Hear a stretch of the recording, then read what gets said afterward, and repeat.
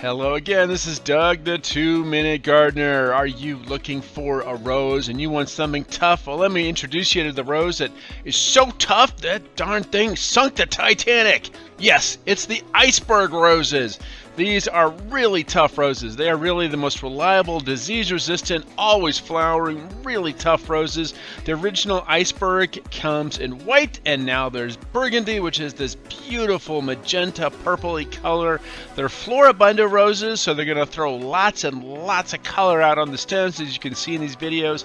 And again, they're so disease-resistant. They're really, really reliable roses as far as growing in a wide range of tough soil. So if you really need a tough rose, there is no rose tougher than the Iceberg, and also try the burgundy Iceberg roses. Well, that's it. Just a real quick little 2-minute video. This is Doug, the 2-Minute Gardener, saying thanks so much for watching.